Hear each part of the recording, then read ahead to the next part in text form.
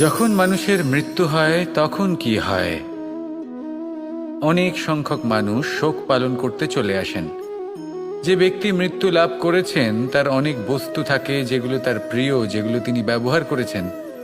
তার শয্যা, তার বস্ত্র, তার আভূষণ সবকিছু তার থেকে বিচ্ছিন্ন করা হয় এবং খালি হাতে তাকে শ্মশানের উদ্দেশ্যে রওনা করা হয়।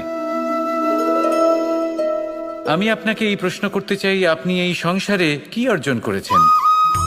ধন, সম্পত্তি, বস্ত্র, আভূষণ, এই সব কিছু যে আপনি অর্জন করেছেন, আপনার মৃত্যুর পরে তা আপনার থেকে দূর হয়ে যাবে। এর উত্তর হলো একটাই, আপনার কর্ম। শুধু সেটাই আছে যা একান্ত আপনার, আর শুধু সেটাই এই সংসার থেকে চলে যাওয়ার পরেও সংসারেই জীবিত থাকবে। যদি আপনি দুষ্কর্ম করেন তাহলে এই সংসার আপনাকে একটি অনুচিত উদাহরণ হিসেবে মনে রাখবে যে এই ব্যক্তি খুব পাপী ছিল, অনুচিত কর্ম করতেন। যে পথে তিনি চলেছেন সেই পথে কারোর চলা উচিত নয়। সেখানেই যদি আপনি সৎকর্ম করেন তাহলে সংসার চিরকাল এটাই বলবে যে খুব ভালো মানুষ ছিলেন, সবাইকে ভালোবাসতেন, সবাইকে সাহায্য করতেন, আমার খুব প্রিয় মানুষ ছিলেন। এটাই হলো শ্রেষ্ঠ কর্ম। সেই জন্য জীবনে শুধুমাত্র ধন, সম্পত্তি, আভূষণ এই সব অর্জন করতে গিয়ে নিজের মনোনিবেশ করবেন না। শ্রেষ্ঠ কর্ম করুন।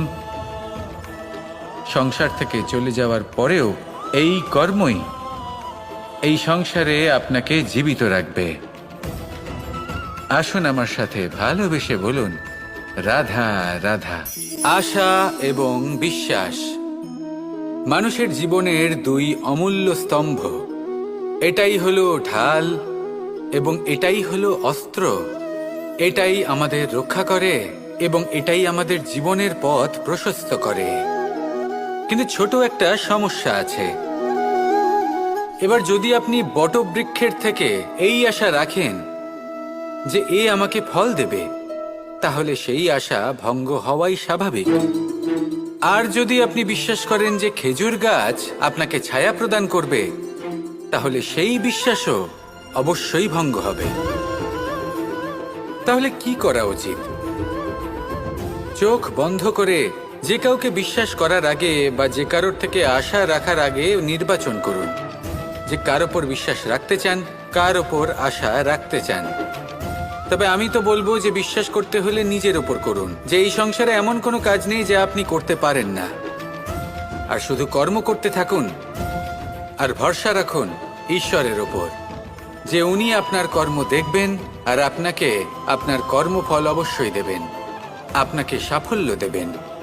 যদি আপনার বিশ্বাস অটল হয়, নিরন্তর পরিশ্রম করেন, তাহলে ঈশ্বর কখনোই আপনার আশা ভঙ্গ হতে দেবেন না। আসুন আর আমার সাথে ভালোবেসে বলুন, রাধা রাধা। সম্পর্ক হলো আমাদের জীবনের একটি আধার।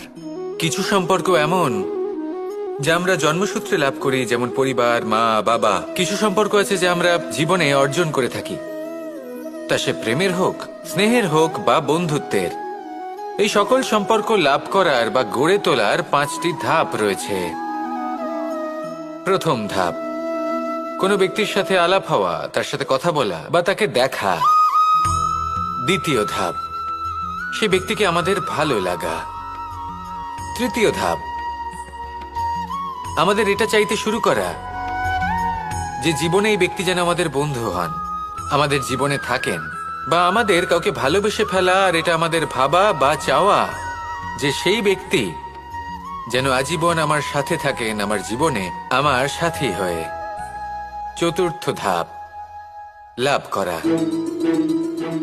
এবার এই ধাপটি অনেক মানুষের পক্ষেই খুবই সরল হয়, বড়ই সরলভাবে নিজেদের সঙ্গীকে লাভ করে থাকেন। কিছু মানুষের জন্য এই ধাপ অত্যন্ত কঠিন হয়ে থাকে। অনেক প্রতিকূল পরিস্থিতির উপর জয়লাভ করে তারা সঙ্গীকে লাভ করেন, কিন্তু লাভ অবশ্যই করেন। এরপরে আসে পঞ্চম, অন্তিম এবং সবথেকে গুরুত্বপূর্ণ ধাপ। সেটা হলো সেই সম্পর্ক পালন করা। এটা হলো এমন এক বিষয় যা প্রত্যেক মানুষের শেখা উচিত।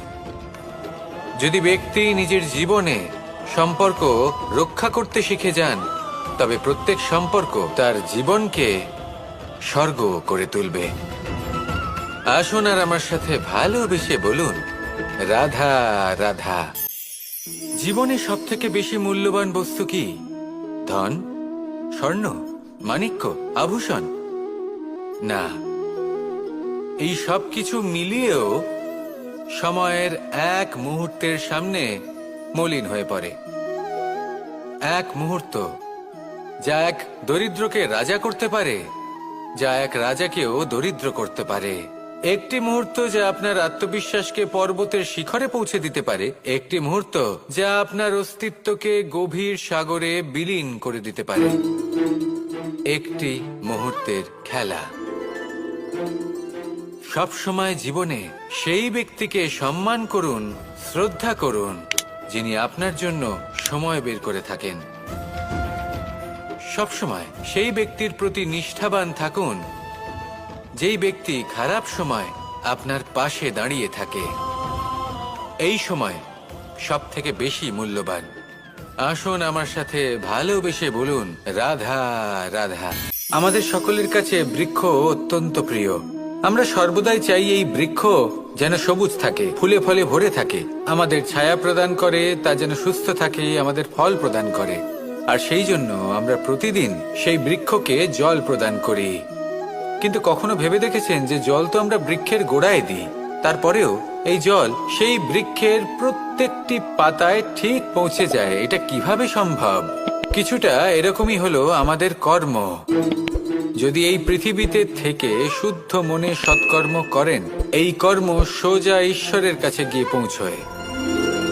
যদি শ্রদ্ধা ভাব নিয়ে সমর্পিত হয়ে শুদ্ধ চিত্তে আপনি কাউকে সেবা করেন, তা সে মাতা পিতাই হোক, পরিবার হোক, গুরু হোক, পশুপক্ষী হোক বা সমাজ হোক, তাহলে সেটা সোজা ঈশ্বরের চরণে সমর্পিত হয়।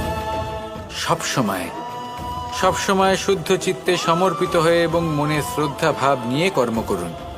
ঈশ্বর নিজে থেকেই এর ফল আপনাকে প্রদান করবেন। আসুন আমার সাথে ভালোবেসে বলুন, রাধা রাধা। পুরাণে আমরা দেখেছি যে মাতা পিতা কতটা মহান হতে পারেন।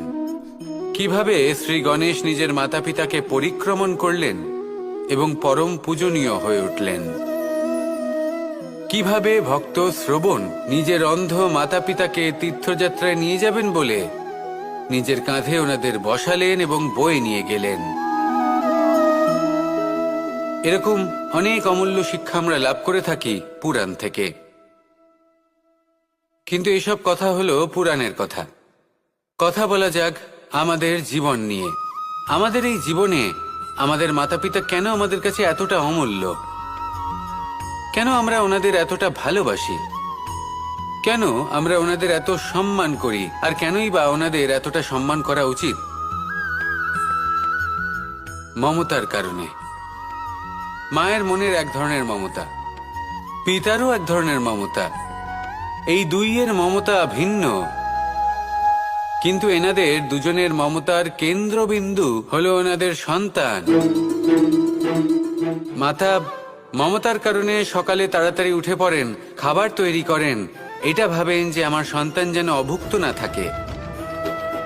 অন্যদিকে পিতা ইচ্ছে না থাকা সত্ত্বেও নিজের মমতাবোধের কারণে নিজের সন্তানের প্রতি কঠোর হন, তাকে জ্ঞান প্রদান করেন, শিক্ষা প্রদান করেন, কারণ উনি চান যে ওনার সন্তান যেন পরবর্তীতে উন্নতি করে, কখনো অভুক্ত না থাকে।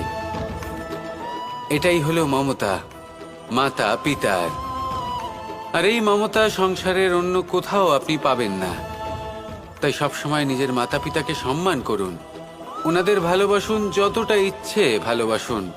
আর এই ভালোবাসার সাথেই বলুন, রাধা রাধা। জীবনে যখন আমরা কোনো পরিস্থিতির সম্মুখীন হই, তখন আমাদের সামনে দুটো পথ থাকে। তাদের মধ্যে কোনো একটা নির্বাচন আমাদের করে নিতে হবে, এই মনে করে নিতে হবে। নির্বাচন এই সংসারের সবথেকে গুরুত্বপূর্ণ বিষয়। একটা নির্বাচন আপনার বর্তমান বদলে দিতে পারে, আপনার ভবিষ্যৎ বদলাতে পারে, আগামী প্রজন্মের জন্য ইতিহাস রচনা করতে পারে। একটা নির্বাচন। এবার দেখুন, যে পরিস্থিতি আপনার সামনে আছে, আপনাকে সেই পরিস্থিতির সম্মুখীন হতেই হবে, সেই কষ্ট সহ্য করতেই হবে, সেই মতোই কাজ করতে হবে। শুধু এই বিষয়টা নির্বাচন করতে হবে যে এই পরিস্থিতির সম্মুখীন হওয়ার সময় আমি কি দুর্বল হয়ে থাকব নাকি আমি শক্তিশালী হয়ে থাকব। এই নির্বাচন এই মনের মধ্যে করতে হবে। আর এই নির্বাচন হলো সবথেকে বেশি গুরুত্বপূর্ণ নির্বাচন। যদি নিজের মনকে শক্তিশালী করে তুলে সেই পরিস্থিতির সম্মুখীন হন, তাহলে কিছুই আপনাকে বাধা দিতে পারবে না। পূর্ণ নিষ্ঠার সাথে, সাহসের সাথে এই মনকে শক্তিশালী করে তুলুন। তাহলে কোনো সংকট আপনাকে না বাধা দিতে পারবে না ভাঙতে পারবে। আপনি নিজে সাফল্যের শিখরে পৌঁছতে পারবেন, আর এই মন প্রসন্ন হয়ে বলবে, রাধা রাধা। আমরা আমাদের জীবনের লক্ষ্য প্রাপ্ত করার জন্য কি না করে থাকি। আমরা ভাবনা চিন্তা করে থাকি, কত জ্ঞান অর্জন করে থাকি, তারপরে আমরা পরিকল্পনা করি আর প্রচেষ্টা করি। এবার প্রথম চেষ্টাতেই সাফল্য লাভ করব সেটা নাও হতে পারে, বরং ইতিহাস সাক্ষী যে প্রথমবার প্রচেষ্টা করে সাফল্য লাভ করার সম্ভাবনা অত্যন্ত কম। আর যে কোনো সফল ব্যক্তিকে দেখুন, আপনি বুঝবেন সেই ব্যক্তি বারবার প্রচেষ্টা করে, চেষ্টা করা থামায় না, তবেই সেই ব্যক্তি একদিন সাফল্য লাভ করেন। সেই জন্য আপনিও প্রচেষ্টা করা কখনো বন্ধ করবেন না, করতেই থাকুন। যখন আপনি প্রথমবার প্রচেষ্টা করেন তখন আপনি একা থাকেন, কিন্তু যখন আপনি দ্বিতীয়বার প্রচেষ্টা করেন তখন আপনার সাথে কিছু বিগত প্রচেষ্টার অভিজ্ঞতা থাকে। চেষ্টা করতে থাকুন, সাফল্য আপনার কাছে আসতেই চলেছে। আসুন আমার সাথে ভালোবেসে বলুন, রাধা রাধা। সুখ এবং দুঃখ এই দুই হলো আমাদের জীবনের অবশ্যম্ভাবী এবং গুরুত্বপূর্ণ অঙ্গ। আমাদের সকলের জীবনে কখনো সুখও আসে, আবার কখনো দুঃখও আসে। আমরা সবসময় ভাবি আমরা কিভাবে সুখ লাভ করব, কিভাবে আমরা দুঃখ থেকে দূরে থাকতে পারি। আর এই জীবনে যা কিছুই ঘটুক না কেন, সে সবকিছু আমরা সুখ এবং দুঃখের মাপদণ্ডে মেপে থাকি। এবার এখানে একটা ছোট্ট বিষয় আছে, এটা ভেবে দেখতে হবে যে কে আসলে সুখী ব্যক্তি। সুখী ব্যক্তি হলেন তিনি যিনি নিজের জীবনে নিজের কর্মের বিশ্লেষণ করে থাকেন, সেই বুঝে পদক্ষেপ নেন। উনি কি করতে চলেছেন সেটা উনি জানেন, আর যদি ওনার কোনো দোষ থাকে বা ভুল থাকে তাহলে সেগুলো শুধরে নিয়ে এগিয়ে চলেন। সেই জন্য উনি সুখী হন। অন্যদিকে যে ব্যক্তি দুঃখী, তিনি কি করেন? তিনি নিজের উপর নয়, অন্যের উপর নিজের নজর রাখেন যে তিনি কি করছেন, কিভাবে কর্ম করছেন। ওনারা অন্যের নিন্দা করেন, অন্যের সাফল্য দেখে ঈর্ষা করেন, ক্রুদ্ধ হয়ে যান, ওনাদের বাধা দিতে চেষ্টা করেন। সেই জন্যই তো ওনারা দুঃখী হন। এই সংসারে এমন অনেক ব্যক্তি আছেন যারা এই কারণে দুঃখী নন যে তাদের জীবনে দুঃখ আছে। তারা এই কারণে দুঃখ পান কারণ অন্যের জীবন অনেক বেশি সুখের। দেখুন, শেষ পর্যন্ত আপনাকে নিজের কর্মের প্রতি মনোসংযোগ করতেই হবে, অন্যের প্রতি নয়। কারণ আপনার জীবনে আপনার কর্ম হলো এমন একটা জিনিস যা আপনার নিয়ন্ত্রণে আছে। নিরন্তর চেষ্টা করতে থাকুন, নিজের কর্মকে বুঝতে শিখুন, শুধরে নিন, নিজেকে শ্রেষ্ঠ করে তুলুন। তখন সাফল্য নিজে থেকে আপনার কাছে আসবে, আর এই মন প্রসন্ন হয়ে বলবে, রাধা রাধা। এই সংসারে এমন কোন আবেগ আছে যা সবসময় কটু বলে মনে হয়, কিন্তু সবার শেষে এটি সব থেকে বেশি মধুর উপলব্ধি প্রদান করে, সব থেকে বেশি মধুর অনুভূতি প্রদান করে। উত্তর পেলেন? পেলেন না? আপনাকে একটা উদাহরণ দিই। যখন মাতা সীতাকে অপহরণ করা হয়েছিল তখন শ্রীরাম অপেক্ষা করেছিলেন 4 মাস পর্যন্ত। উনি খুঁজতে চেয়েছিলেন, কিন্তু উনি ওনার খোঁজ বন্ধ রেখেছিলেন। কল্পনা করে দেখুন ওনার কতটা যন্ত্রণা হয়েছিল। উনি শুধু অপেক্ষা করছিলেন, কারণ তখন বর্ষা ছিল। অনেক দিন পর্যন্ত সূর্যের আলো দেখা যায়নি। উনি জানতেন এরকম সময় বানর সেনার পক্ষে বনের মধ্যে পথ খোঁজা খুবই কঠিন কাজ হবে। সাগর পার করা অত্যন্ত কঠিন হয়ে দাঁড়াবে। তারা হয়তো বনের মধ্যে পথ হারিয়ে ফেলবে। উনি অপেক্ষা করলেন, আর এই অপেক্ষার ফল হিসেবে উনি কি লাভ করলেন? সাগরে সেতু নির্মাণ করলেন এবং মাতা সীতাকে সসম্মানে আবার ফিরিয়ে আনলেন। যদি শ্রীরাম অপেক্ষা না করতেন তাহলে হয়তো এই সব কিছু কখনোই সম্ভব হতো না। এটাই হলো শক্তি ধৈর্যের। এটাই হলো আমাদের কাছে শিক্ষা। এই ধৈর্যই প্রত্যেকবার আমাদের অত্যন্ত কঠিন বলে মনে হয়। ধৈর্য ধরা অত্যন্ত কঠিন, কিন্তু অবশেষে এটাই সব থেকে শ্রেষ্ঠ ফল দান করে, সব থেকে মধুর উপলব্ধি, সব থেকে মধুর অনুভূতি প্রদান করে। তাই ধৈর্য ধরে থাকুন, সব কিছু শুভ হবে। আর তখন এই মন প্রফুল্ল হয়ে বলবে, রাধা রাধা। এই সংসারে সব থেকে ভয়ানক এবং গভীর অন্ধকার কোনটা? সেটা যখন মেঘ সূর্যকে ঢেকে দেয় এবং সংসার অন্ধকারাচ্ছন্ন হয়ে ওঠে, নাকি তখন যখন সূর্যাস্তের সময় ঘনিয়ে আসে, সূর্য ঢলে যায় এবং এই সংসারে অন্ধকার ছেয়ে যায়, নাকি সেই অমাবস্যার রাত্রি যখন চতুর্দিকে ঘন অন্ধকার থাকে এবং চন্দ্রমার প্রকাশ কোথাও থাকে না? না, এই সংসারে সব থেকে বেশি ভয়ানক অন্ধকার হলো মানসিকতার অন্ধকার। মানসিকতা খুব গভীর একটা বিষয়। এই মানসিকতাই সত্যের রূপ ধারণ করে এবং আমাদের এই মানসিকতা এবং বিবেকে একটা সূর্য থাকে। যদি আমরা এটা জীবন থেকে বের করে ফেলি তাহলে নিরাশা, হতাশা, অসফলতা এর এমন এক ঘন অন্ধকারে আমরা ফেসে যাব যে তার থেকে বাইরে বের হওয়া প্রায় অসম্ভব ব্যাপার হয়ে দাঁড়াবে। বড়ই কঠিন হয় সেই সময়। সেই জন্য ইতিবাচক মনোভাব থাকা খুব প্রয়োজনীয়। এটা ভাববেন না যে এটা আমার সাথে কেন হলো, এই সমস্যা কেন এলো, ওই ব্যক্তি আমার সাথে এটা কেন করলেন। এটা ভাবুন যে আমি জীবনে যে পরিস্থিতিতে দাঁড়িয়ে আছি তার থেকে আমি ঠিক কিভাবে বাইরে বেরোতে পারবো। যতই ঘন অন্ধকার থাকুক না কেন, খুব ছোট একটা প্রদীপের প্রকাশ আমাদের পথপ্রদর্শক হয়ে দাঁড়াতে পারে। আর আমাদের জীবনে এই ছোট্ট একটা প্রকাশ হলো আশা। এই আশার একটি কিরণ আমাদের অত্যন্ত গাঢ় অন্ধকারেও পথ দেখাতে পারে। তাই এই আশাকে সব সময় মনে প্রজ্বলিত করে রাখুন।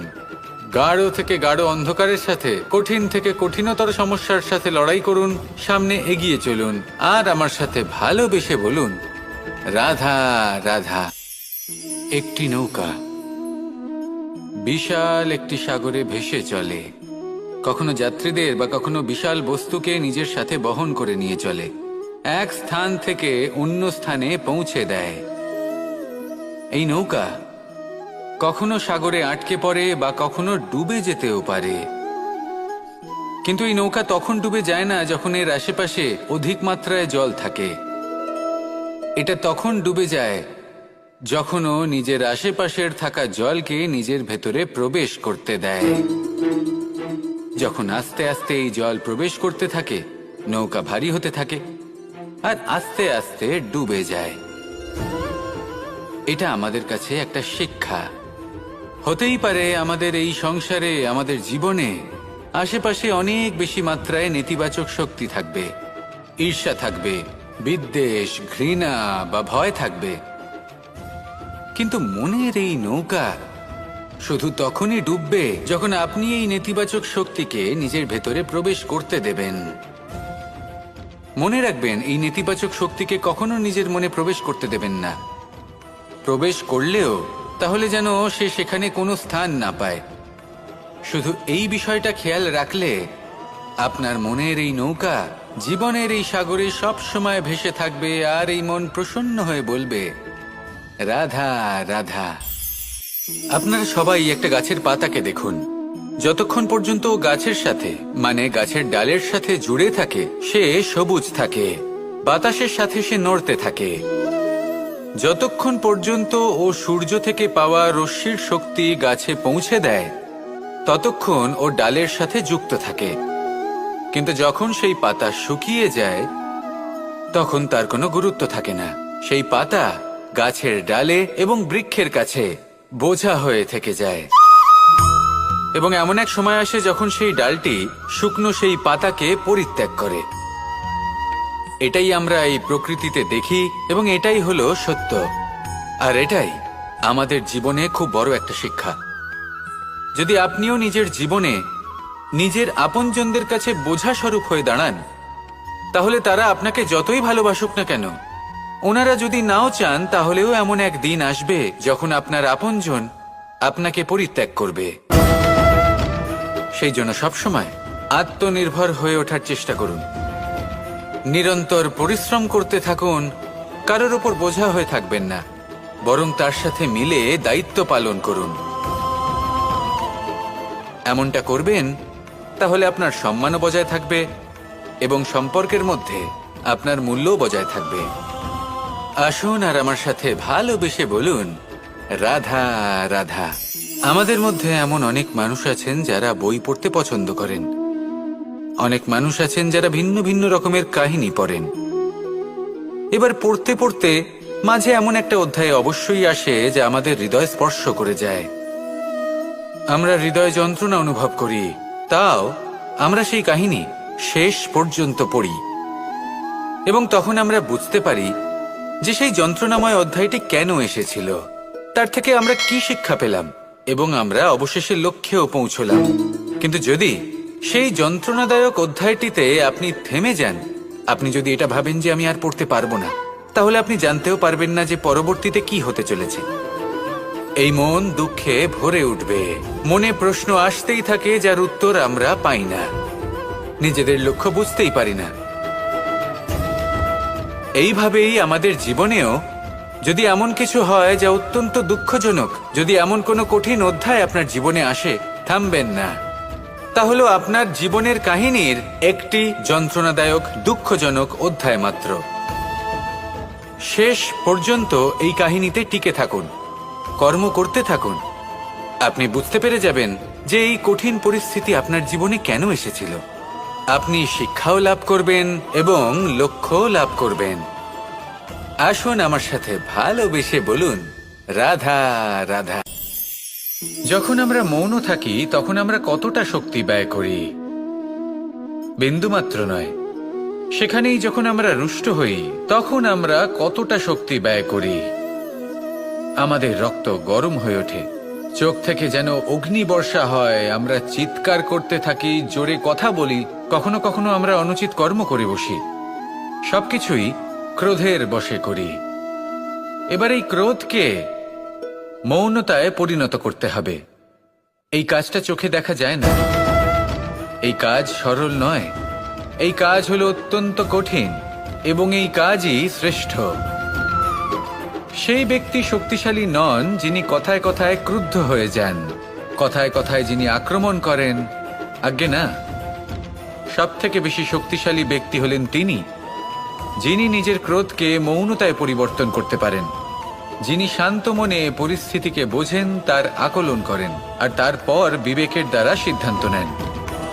তিনি হলেন সব থেকে শক্তিশালী ব্যক্তি। তাহলে সেই ব্যক্তি হয়ে উঠুন আর আমার সাথে ভালোবেসে বলুন, রাধা রাধা। এই শুকনো পাতাটিকে দেখুন, নিষ্প্রাণ হয়ে পড়েছে। কোনো একটা সময় এই পাতাটি একটা গাছের ডালে ছিল। সেই গাছ ওর লালন পালন করত। যখন যখন বাতাস বইত, এই পাতায় কম্পন দেখা দিত, মনকে প্রফুল্ল করে তুলত। কোনো একদিন এই পাতা গাছের ডাল থেকে ঝরে পড়ে গেল। নিঃসন্দেহে ও নিজের স্বাধীনতা পেল, কিন্তু আস্তে আস্তে শুকিয়ে গেল, নিষ্প্রাণ হয়ে গেল। দেখুন, আমি এই কথা বলছি না যে স্বাধীনতা অনুচিত, কখনোই না। কিন্তু যে কোনো পরিস্থিতিতে স্বাধীন হতে চাওয়া এটা নিশ্চিতরূপে অনুচিত। আমরা যদি আমাদের জীবনে পরিবারের গুরুত্ব ভেবে দেখি, তাহলে এই পরিবারে যতই মতভেদ থাকুক না কেন, যতই মনোমালিন্য থাকুক না কেন, যতই বিবাদ থাকুক না কেন, এই সব মিটিয়ে নেওয়া অত্যন্ত প্রয়োজনীয়। সেই সবকিছু সমাপ্ত করা অত্যন্ত প্রয়োজনীয়। কখনো এই পরিবারকে ভাঙতে দেবেন না, কখনো এই পরিবার থেকে দূরে চলে যাবেন না। এই পরিবার হলো আমাদের জীবনের একটা অমূল্য সম্পদ, অমূল্য এক আশ্রয়, যা এই সংসারে হয়তো কোথাও আপনি পাবেন না। তাই একে আগলে রাখুন। ভেবে নিন আপনি পাতা আর আপনার পরিবার সেই গাছ। আসুন আমার সাথে ভালোবেসে বলুন, রাধা রাধা। জ্যোতিষ একটা বিদ্যা, এ হলো একটা বিজ্ঞান। যে নক্ষত্র দশায় আপনি জন্মগ্রহণ করেছেন, যে স্থানে আপনার জন্ম হয়েছে, এগুলো আপনার জীবনের দিশা স্থির করার ক্ষেত্রে গুরুত্বপূর্ণ ভূমিকা পালন করে। কিন্তু যে রাশিতে আপনি জন্ম নিয়েছেন আর আপনার যা নাম স্থির হয়েছে, সেটা আপনার ভবিষ্যৎ নির্ধারণ করবে তা আবশ্যক নয়। রা দিয়ে রাম এবং রা দিয়ে রাবণ, এই দুজনের রাশি সমান ছিল, কিন্তু একজন নিজের শক্তির দুর্ব্যবহার করলেন। স্বর্ণ লঙ্কার অধিপতি রাবণ, চতুর্দিকে বিজয়ী হওয়া সেই ব্যক্তি নিজের পতনের সম্মুখীন হলেন। শ্রীরাম রাবণকে বধ করলেন। শ্রীরাম আপনার রাশি নয়, তাই সবসময় শ্রেষ্ঠ কর্ম করুন আর আমার সাথে ভালোবেসে বলুন, রাধা রাধা। প্রজাপতি দেখেছেন কি সুন্দর হয়, তাই না? এই প্রজাপতি, ওদের দিকে তাকালে নিজের অজান্তেই নিজের মুখে হাসি ফুটে ওঠে। কিন্তু এই প্রজাপতি জন্ম থেকেই এমন দেখতে হয় না। জন্ম থেকে এদের কাছে ডানা থাকে না, এরা উড়তেও পারে না। যখন একটি প্রজাপতি জন্ম নেয়, তখন প্রথমে ডিম অবস্থায় থাকে সে। আস্তে আস্তে সেই কবচ সে ভেঙে ফেলে, খুব পরিশ্রম করতে হয় তাকে। তারপর কীটের আকার ধারণ করে সে চলতে থাকে। অনেক কষ্ট সহ্য করতে হয়, অনেক পরিশ্রম করতে হয়। তারপর তার রূপ বদলে যায়, তারপরে তার ডানা গজায়, তারপরে সে উড়তে পারে। এই নিরন্তর পরিশ্রমই সাফল্যের মূল মন্ত্র হয়। কখনো কখনো প্রতিভাও কম পড়ে যায় যদি নিরন্তর পরিশ্রম না করা হয়, যদি সমর্পণের ভাব মনে না থাকে, দৃঢ় নিষ্ঠা না থাকে। আর কখনো কখনো সেই ব্যক্তি যার মধ্যে বিশেষ প্রতিভা থাকে না, সেই ব্যক্তি নিরন্তর পরিশ্রম করে, নিজের মনে সমর্পণের বোধ জাগিয়ে তোলে, দৃঢ় নিষ্ঠার সাথে কর্ম করে আর সাফল্য লাভ করে। সেই জন্য আপনি জীবনে যেখানেই পৌঁছে যান না কেন, নিরন্তর পরিশ্রম করতে থাকুন। তবেই আপনার ভবিষ্যৎ রঙিন প্রজাপতির মতন গগনচুম্বী হবে। তবেই এই সংসার আপনাকে দেখবে এবং নিজের অজান্তেই এই সংসার নিজের মুখে হাসি ফুটিয়ে তুলবে এবং এই সংসার আমার সাথে ভালোবেসে বলবে, রাধা রাধা। কখনো কখনো অন্ধকারের সাথে লড়াই করার জন্য আমরা প্রদীপ জ্বালাই। এতে প্রথমে সলতে রাখি, তারপর তেল ঢালি, তারপর আগুন জেলে এটা প্রজ্বলিত করি। তারপর একটা সময় আসে যখন এই প্রদীপ নিভে যায়। কারণটা কি? কারণ কি এটা যে প্রদীপের প্রকাশমান হওয়ার ক্ষমতা সমাপ্ত হয়েছে? না, এই যে আগুন আমরা দেখতে পাচ্ছি, এই আগুনের জন্য যে শক্তির প্রয়োজন হয় তা আসে এই তেল থেকে। যদি এই তেল সমাপ্ত হয়ে যায়, তাহলে এই প্রকাশ তাও সমাপ্ত হয়ে যায়। আর আমাদের জীবনে এই তেল হলো আমাদের কর্ম, আর এই আগুন আর এর দ্বারা উৎপন্ন হওয়া প্রকাশ আমাদের ভাগ্য। যত আমাদের কর্ম ক্ষীণ হতে থাকবে, আমাদের ভাগ্য সৌভাগ্য কোথাও না কোথাও লুপ্ত হয়ে যাবে। যে উজ্জ্বল ভবিষ্যৎ আমরা চাইছি তা কখনো লাভ করতে পারবো না যদি কর্ম না করি। ঠিক যেমন তেল ছাড়া অগ্নি উৎপন্ন হয় না, তেমনি কর্ম ছাড়া সৌভাগ্য হয় না। আর যেমন কর্ম তেমন ভাগ্য। তাই সবসময় কর্ম করতে থাকুন, কর্ম করা থামাবেন না।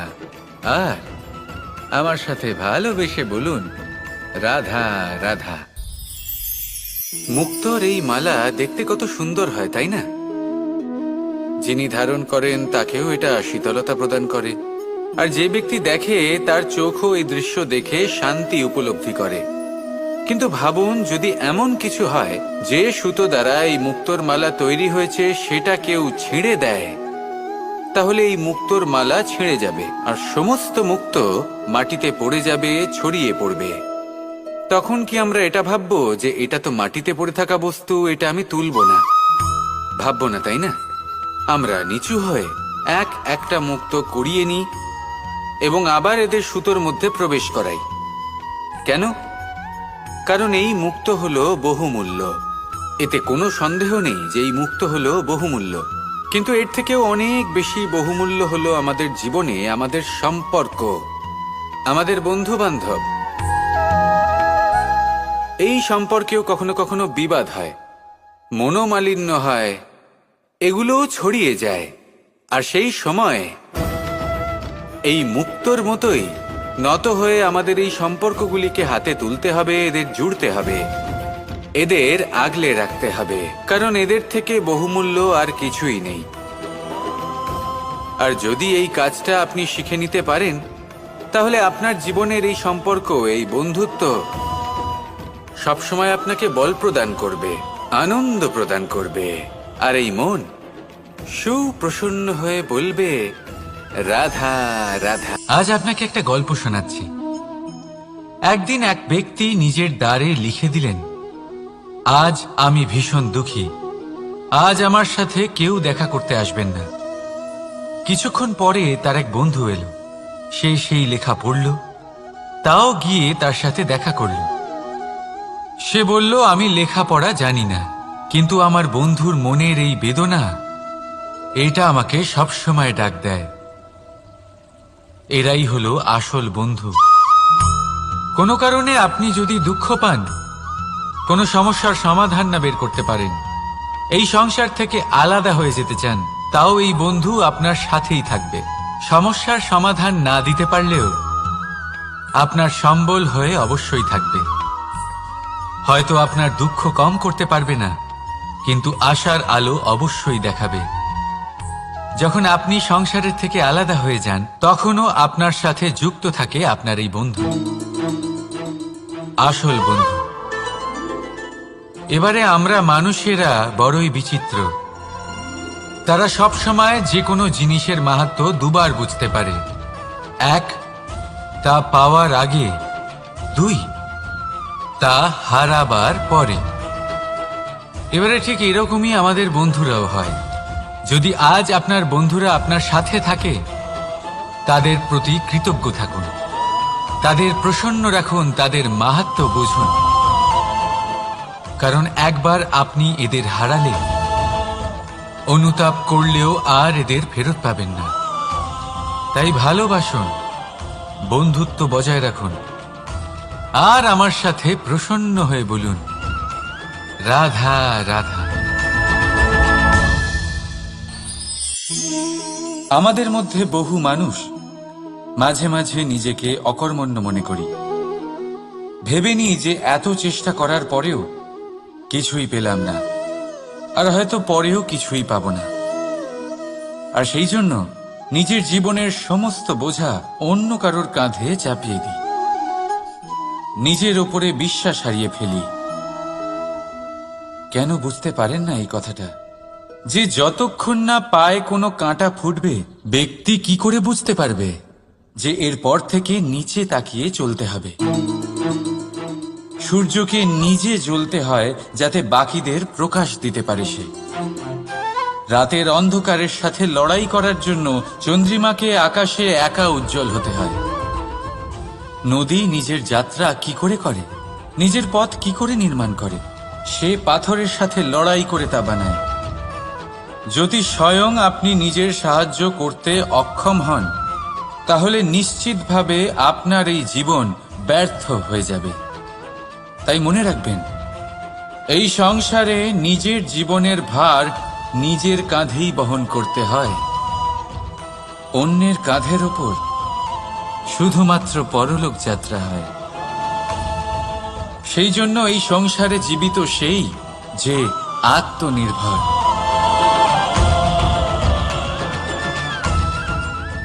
রাধা রাধা। সময়, কথায় বলে সময়ের পূর্বে কিছুই হয় না।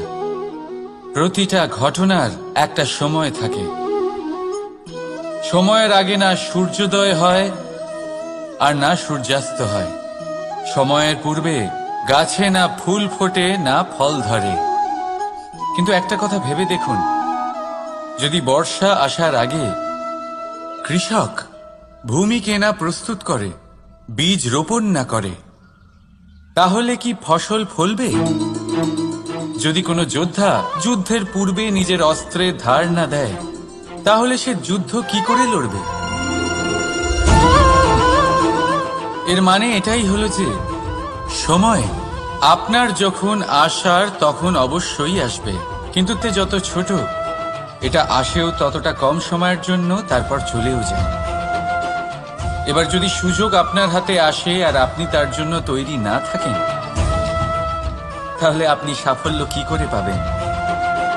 তাই আপনি সঠিক সময়ের জন্য অপেক্ষা করুন, সেই সুযোগের জন্য অপেক্ষা করুন, কিন্তু ততক্ষণ নিজের চেষ্টার দ্বারা নিজেকে আরো সক্ষম করে তুলুন, কারণ সাফল্য আপনার জন্য অপেক্ষা করছে, শুধু আপনি তার জন্য তৈরি থাকুন।